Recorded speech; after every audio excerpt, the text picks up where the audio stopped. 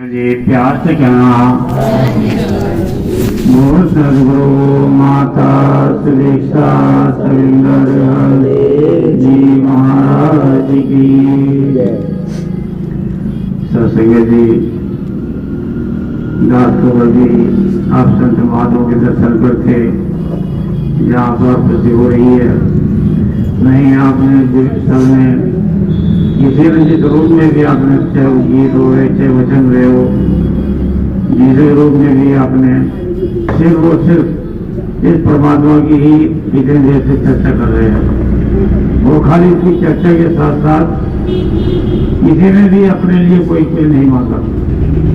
जैसे आज हम देखते हैं कि दुनिया में जो पूजा पाठ होती है कोई मंदिर में जाता है कोई मस्जिद में जाता है तो वो वहाँ जाकर के प्रार्थना तो जो दिलों में करते हुए लेकिन ज्यादातर जो भी वहां जाते हैं दर्शन करने वो पहले अपनी मांग मारा देते हैं अपनी सौदेबाजी वहां कर देते हैं। लेकिन यहाँ पर सिर्फ और सिर्फ एक परमात्मा की चर्चा की जा रही है। वो कभी भी किसी ने अपने लिए नहीं मांगा, सबने एक दूसरे के लिए अरदास की गई है। अभी जैसे मंगलाचरण में कहा गया कि सबका भला करो भगवान सबका सर्वविधि हो कल्याण।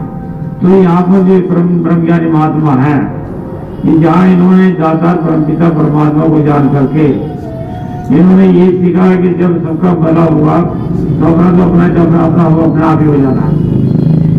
दूसरी तरफ संसार वाले जो है जो धर्म के ठेकेदार बोलते हैं धर्म से एक तरफ सिखाता है कि धर्म जोड़ता है तोड़ता नहीं। लेकिन हम दुनिया में देखते हैं कि आज धर्मों की सर लड़ाई हो रही है, इस तरह मार काट हो रही है कि मेरा धर्म बड़ा है, आज ये हिंदू खतरे में है, आज मुसलमान खतरे में है। साथ जी खतरे में कोई नहीं, ये सब विचारों की लड़ाई है।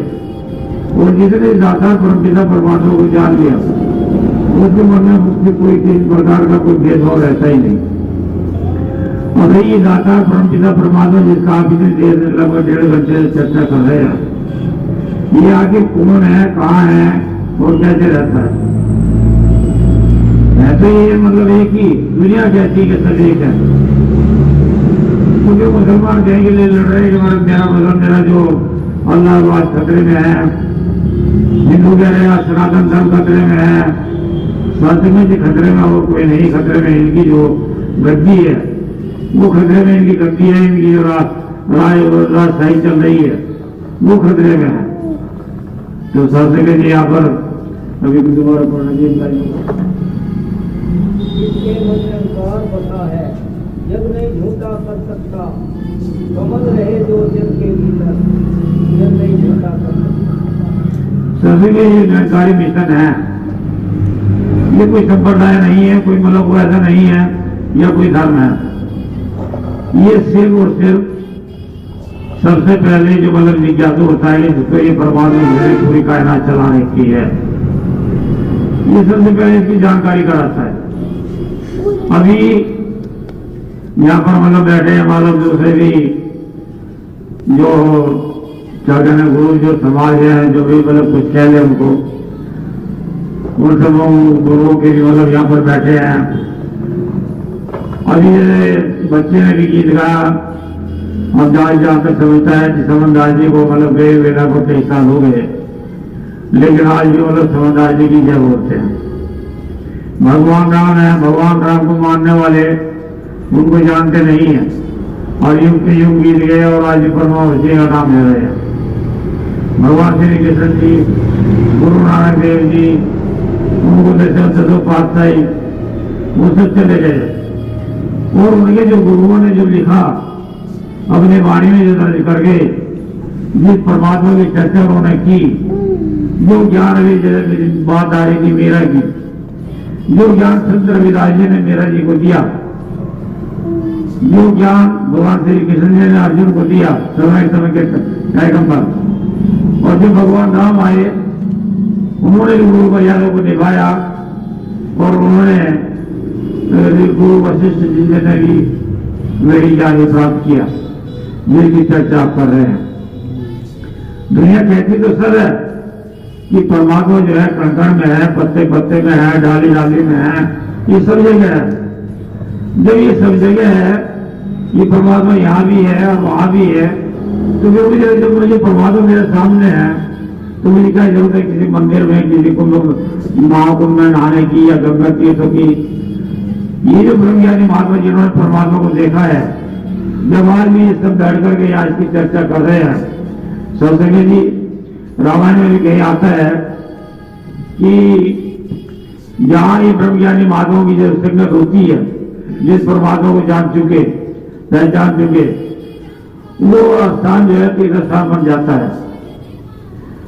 जब भगवान राम 14 वर्ष का उनको वनवास दिया गया और जंगल में जब वो उनके मतलब माता सीता का हरण हो गया और वो पेड़ पौधों से पूछ रहे हैं कि हे लताओ, हे वृक्षों, हे जंगल के जानवरों, पक्षियों, यदि आपने मेरी सीता को कहीं देखा है तो उसको पता बता दो। तो सत्संग उधर से और मतलब भगवान शंकर जी और माता पार्वती जी जा रहे थे, आपने पढ़ा हुआ रामायण में भी। तो जब वो जा रहे थे तो भगवान शंकर जी ने उनको देखते भगवान राम को, क्योंकि वो जानते थे कि समय का पैगंबर धरती पर अवतरित है, वही लीला करने के लिए आए हैं। तो उन्होंने तो उनको नमस्कार कर लिया और जब नमस्कार उन्होंने करा तो माता पार्वती के मन में शंका पैदा हो गई कि प्रभु, दुनिया तो आपको अविनाशी परमात्मा मानते हैं, सब कुछ आप ही को मानते हैं, 3 लोक का मालिक आपको मानते हैं, तो फिर आप किसको मतलब ये नमस्कार कर रहे हैं? तो जिसको आपने निराकार नाम दिया, जो दुनिया का मालिक है, जो सब जगह भी व्याप्त है, तो उन्होंने मतलब कहा कि पार्वती, ये जो निराकार परमात्मा है, ये साकार रूप में, भगवान आपके रूप में, आम आदमी के रूप में ये धरती पर अवतरित हुआ है, इसीलिए कोई इसको मानता नहीं। हमारी तरह ओढ़ना पहनना, हमारी तरह खाना पीना, तो जो दुनिया इसको कहते हैं कि ये गुरु है, ये परमात्मा है, ये सब कुछ जानता है, जला सकता है परमात्मा को, तो दुनिया विश्वास नहीं करती, बिल्कुल विश्वास करने को तैयार नहीं होती। और जब ये संसार को चले जाते हैं, कारवाणी के पद में भी आया है कि आए तो बात न माने, पीछे मतलब इनको पूछते हैं, मड़ियों पे दीप जलाते हैं और वह ये बंदे मुलाकात जो अपने मन की करते हैं। यानी जो समय का पैगंबर है उसकी बात को मानने पर विश्वास नहीं होते। जो हमारी किताबों में लिख दिया, जो जिसे पढ़ा दिया उस तरह बात वही कि भाई आप ये पूजा पाठ जो करते हैं, आप आखिर किसकी पूजा कर रहे हैं और कैसे क्यों कर रहे हैं? तो कोई जवाब नहीं मिलेगा, सर जी जवाब मिलेगा कि हमारे पुराने बुजुर्ग कर रहे थे और हम भी इसी तरह कर रहे हैं। लेकिन जानने का प्रयास कोई नहीं करता कि आखिर हम पूजा पाठ किसकी कर रहे हैं और हम क्यों करें इस तरह, नहीं जैसे कोई क्या कर रहे हैं। अभी इसी अंधभक्ति में ही महाकुंभ में आपने देखा हजारों की संख्या में मतलब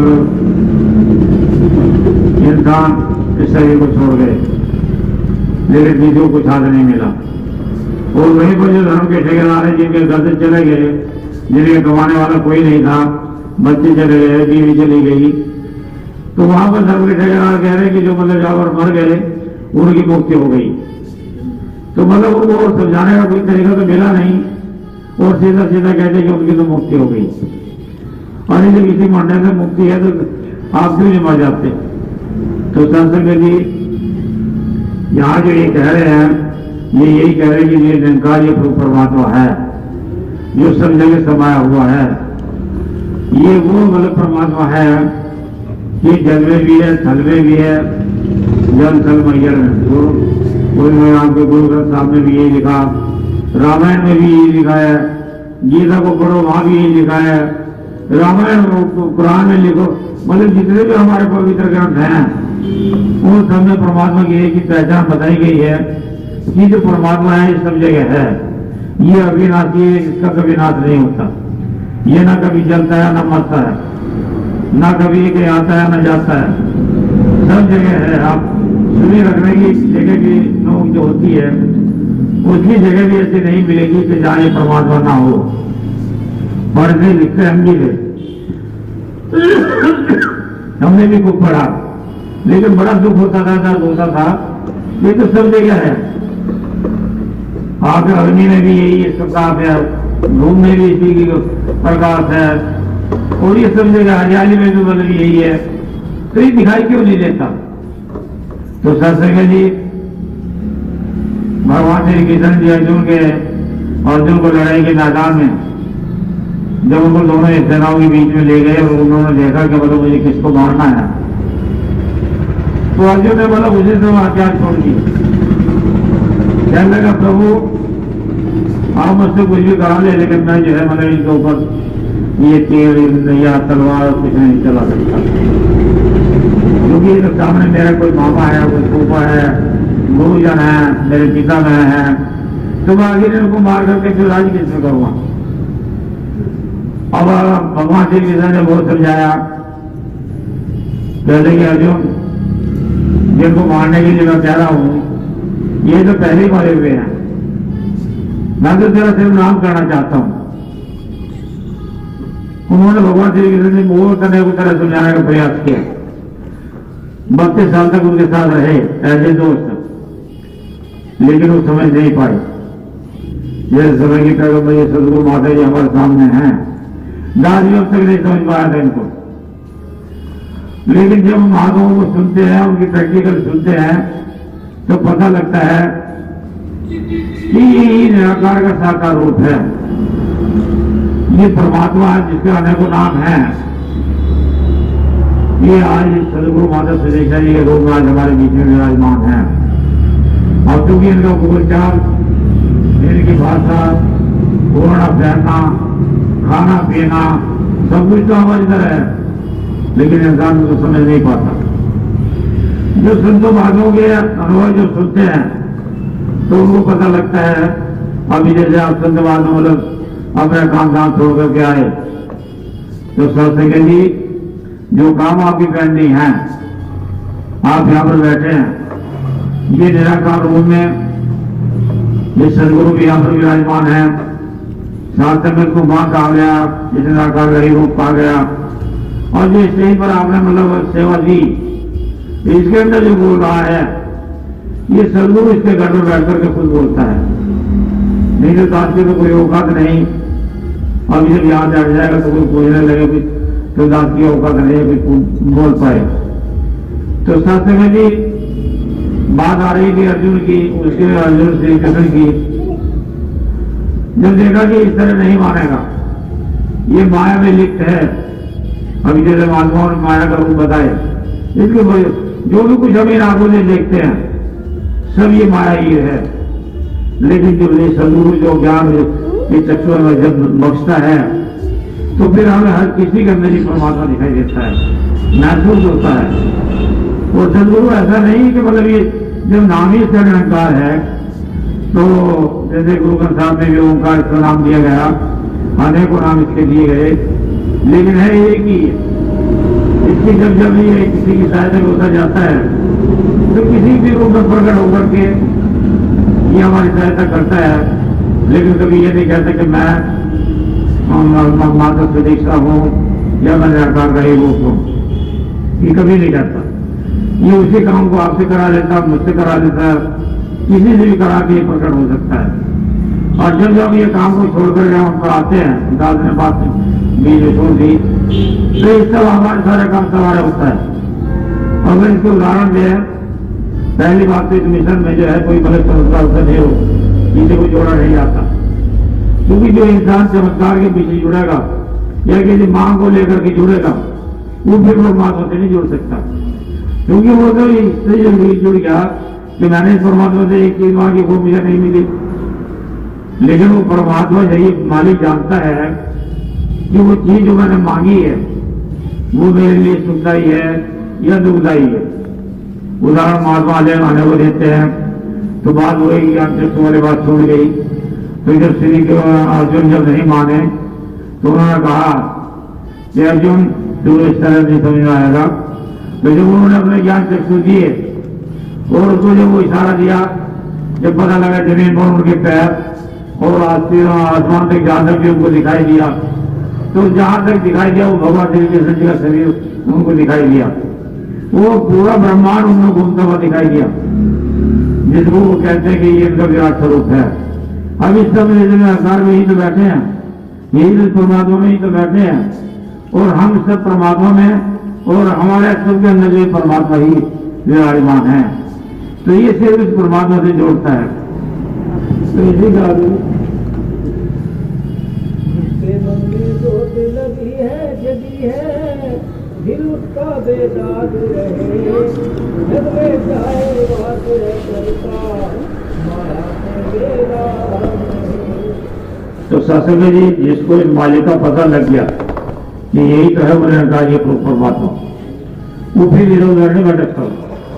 बात ये जिसका इसके प्रति विश्वास आ गया, अब जब उसको अर्जुन को जब ये मतलब दिखा दिया कि हाँ वास्तव में ये परमात्मा है, तो तब उन लोगों को बताया देखिए ये है वो निरंकार, इसको निरंकार भी कहते हैं। ये तो चूंकि मैं प्रकट हुआ हूँ इस लोक में इस समय संसार वालों को समझाने के रूप में, तो जो समझाएगा तो ठीक है। तो ये मतलब फिर उन्होंने उनकी पहचान बताई कि ये विराट स्वरूप दिखाया, ये परमात्मा हमारे बीच में है। अब आप इसके शास्त्रों से मिलान करें। मिलान जी जिन्होंने अपने ब्रह्म ज्ञान की प्राप्ति करी उनको जानते अच्छी तरह से कि ना तो इसको ये धूप में सूख सकता, अग्नि इसको जला नहीं सकती, वायु इसको उड़ा नहीं सकती, शस्त्र इसको काट नहीं सकते। मतलब ये कहीं से आया नहीं जाता, ये हमेशा पर ये एक समान अटल है, अजर है, अमर है, अचेत है, अभेद है, तो ये कहीं आता जाता नहीं है। तो जब संत महात्माओं को इसके प्रति विश्वास हो जाता है, तो ये जब कोई भी पहली बात तो ये किसी से कुछ याचना नहीं करते, क्योंकि मुझे नहीं पता कि मैं जो मांग रहा हूँ वो उचित है या अनुचित है। अजली परमात्मा मेरे अंदर भी है, बाहर भी है, ये मेरे गड़गड़ की जानता है। तो जो संत महात्मा होते हैं वो फिर इधर उधर नहीं भटकते। समागम के टाइम पे जो महात्मा गए थे, सदगुरु माता जी ने खुद कहा कि महापुरुषों, यदि आपको इस अवतार से परमात्मा से कुछ मांगना भी है, कोई अरदास भी करनी है, तो आपको दिल्ली नहीं आना, कि जब सदगुरु माता जी के चरणों में अरदास कर दें। ये जो निरंकारी महात्मा जिन्होंने ज्ञान लिया है, आप उन्हीं के चरणों में नतमस्तक हो जाए और अपने अरदास करें, वो अरदास मुझ तक पहुंच जाएगी। क्योंकि वो निराकार रूप में यहाँ भी विराजमान है। तो इन्होंने तो अपने पास कुछ रखा ही नहीं। दाल के बाद कुछ नहीं कह रहा है। अभी जैसे ये बहन हमारी जो रविराज के साथ जुड़ी हुई है समझदार जी के थे, तो वो आज भी गुरु उन्हें को मान नहीं है। लेकिन गुरु जो है किसी शरीर का नाम नहीं है। गुरु होता है ये जो ज्ञान, जो सदगुरु का जो ज्ञान है, पूरी आज से नहीं, युगों युगों से यही ज्ञान चला आ रहा है। यही ज्ञान मेरा को दिया गया, यही ज्ञान सभी को दिया गया। जितने भी युगों से जो भी ज्ञान दिया गया इस परमात्मा का, वो यही पर कि यही ज्ञान था, जो आज निरंकारी मिशन इसका ज्ञान दे करके इस परमात्मा का बोध करा के इसको हमारे अंग संग दिखा करके ये कहता है कि अब इसकी भक्ति करनी है। और सत्संग जी जिसकी समझ में आ जाता है वो फिर कुछ नहीं देखता।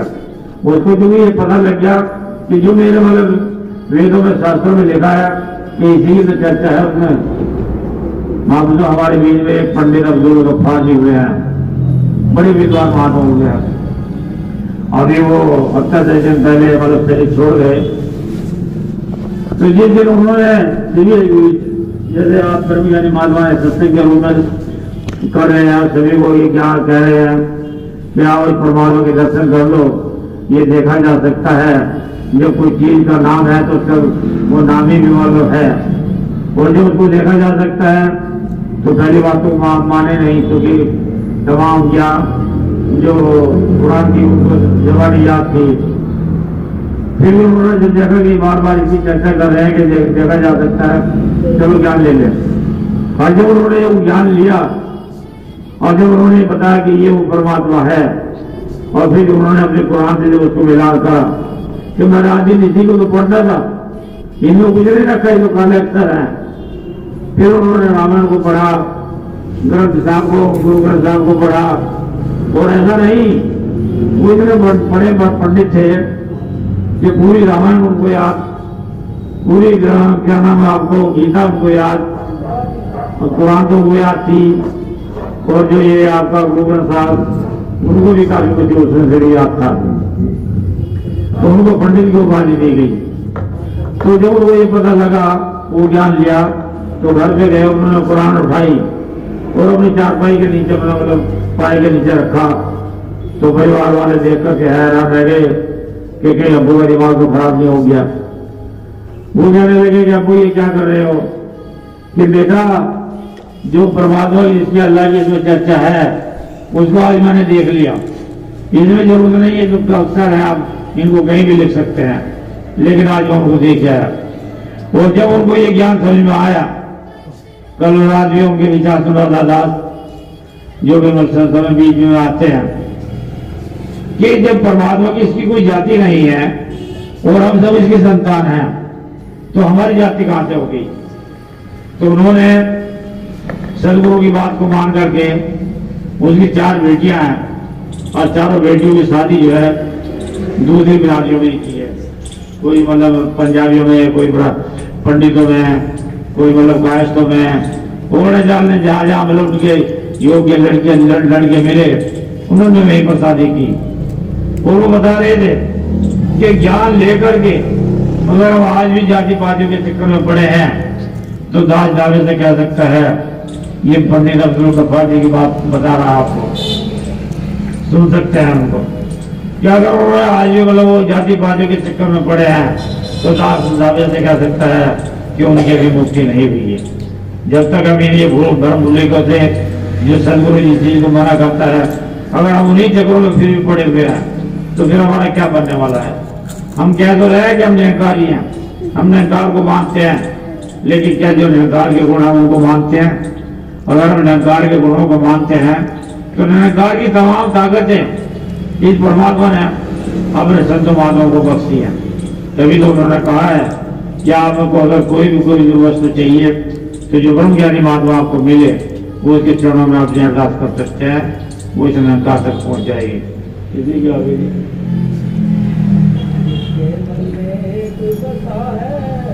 देखे सबको एक संत किले पर धूली, मनसा की हो जाए सरसिंह जी इतिहास से क्या नाम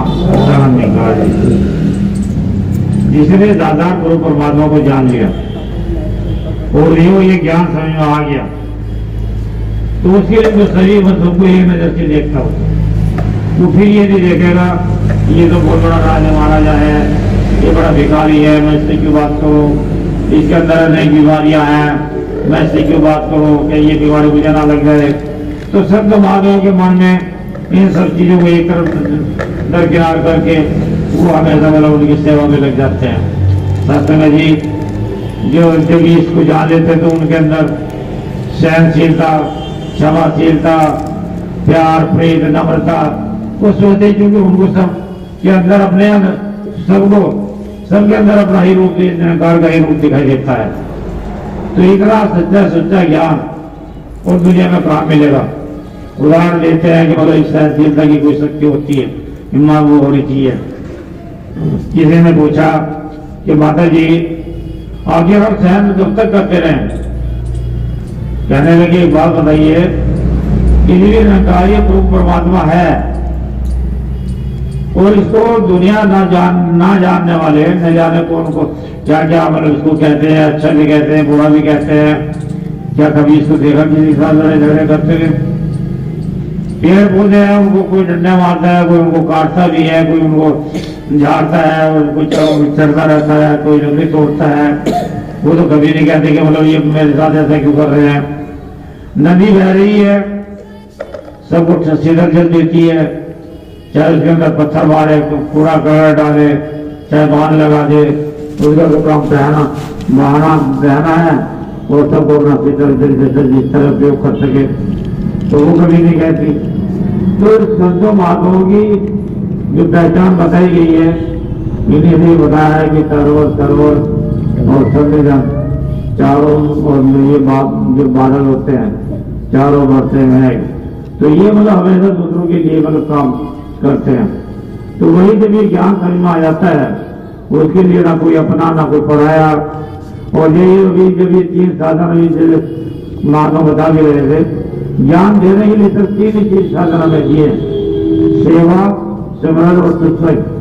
और महापुरुषों जो जिस महात्मा ने सेवा की वर्दी पहन ली और वर्दी पहन करके जो जिसने सदगुरु के अनुसार जो सेवा करते हैं, मैं याद आ रही थी, मैं ने पगड़ी मार रखी तो इसको देख करके लगा कि सरदार ही होंगे ये जो खैर तो दास को नहीं पता।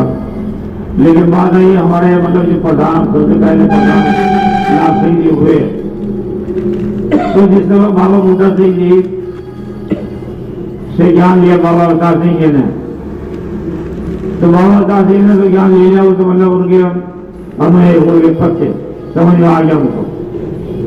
और वो इतने बड़े गुरु ग्रंथ साहब के लागी थे कि उनको गुरुद्वारे में जाना, सेवा करना, जाने की बताते कि बालों से रगड़ रगड़ के फर्श को साफ करते थे।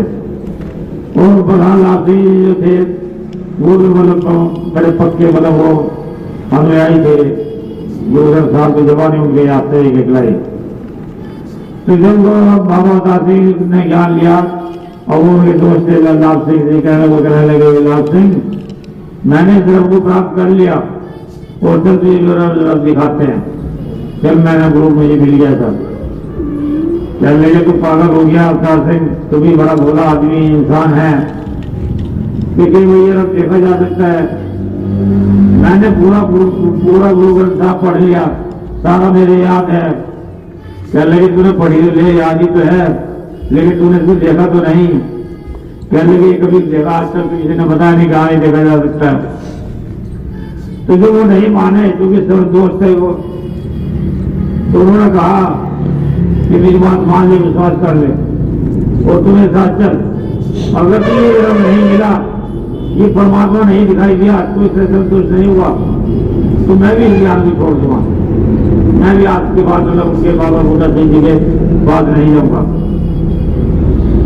तो महापुरुषों जब वो महात्मा गए और भी इशारा दिया, बात हुई, जो बहन मेरा को इशारा दिया था जी ने, भगवान श्री कृष्ण जी ने अर्जुन को दिया था, तो जब वो इशारा उनको दिया और उनको बताया कि देखो ये है वो रब, ये है परमात्मा, ये है खुदा, जिस चाहे नाम से पुकार लो, और वहां जाकर के आप अपने जो है गुरु ग्रंथ साहब से इसका मिलान कर लो।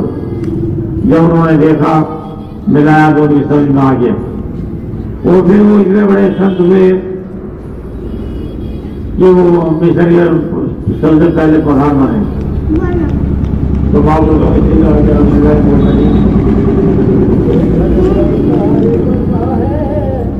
सदा संतोष में रहता है, संसार के हर हाल के अंदर ही कहता है। और इन्होंने निचोड़ कर दिया कि जिसने दादा प्रभु परमात्मा को जान लिया, जिसके घर में ही बच गया, महापुरुषों वो फिर कभी परेशान होता ही नहीं। वो हमेशा इसके जो भी इसने दिया नहीं भी दिया, ये हमेशा उसका शुक्र शुक्र मनाता है। इसमें उदाहरण दिया, माधव बता रहे थे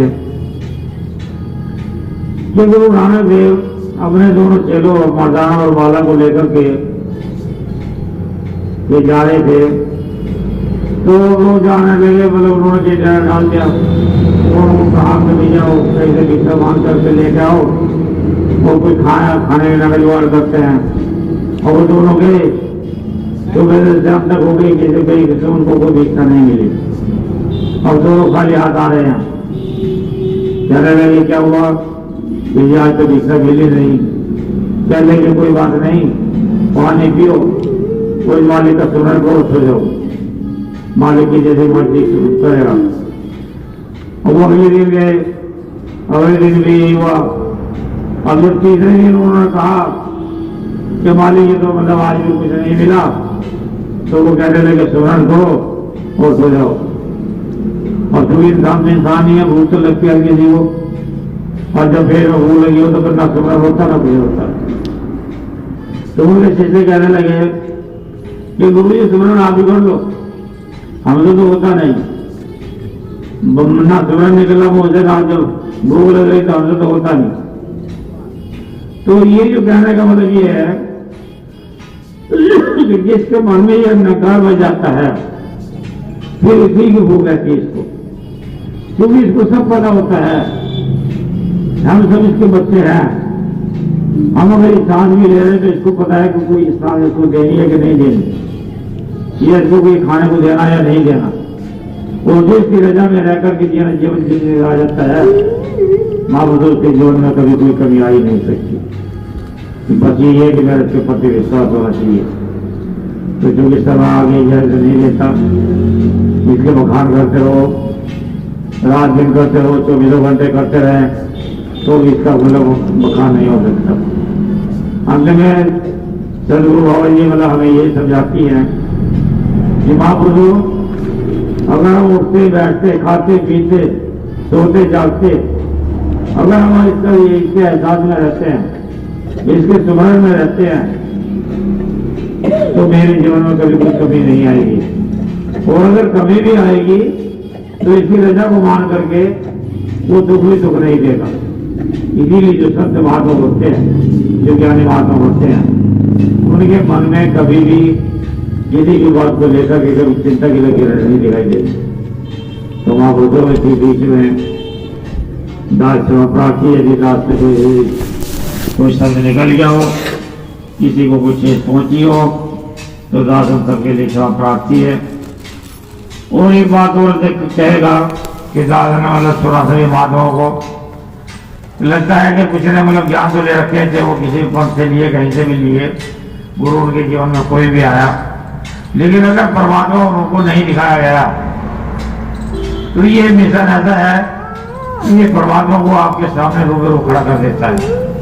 जैसे आप और हम बात कर रहे हैं तो बिल्कुल इसी तरह आपकी बात होगी, लेकिन मेरे मन में जिज्ञासा होनी चाहिए इसके प्रति।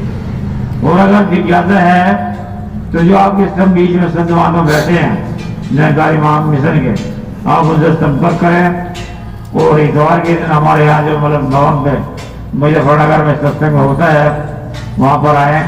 ब्रह्म ज्ञानी महात्मा हमारे बीच में, जिनको सदगुरु माता जी की अपार कृपा है, इन्होंने उनको इजाजत दी है कि मतलब आप ये ज्ञान खोल सकते हैं, तो वो मतलब आपको परमात्मा दिखा सकते हैं। तो ये अरदास और विनती ये सभी के चरणों में, अगर किसी को मतलब इसकी इच्छा है तो इसको प्राप्त कर सकते हैं।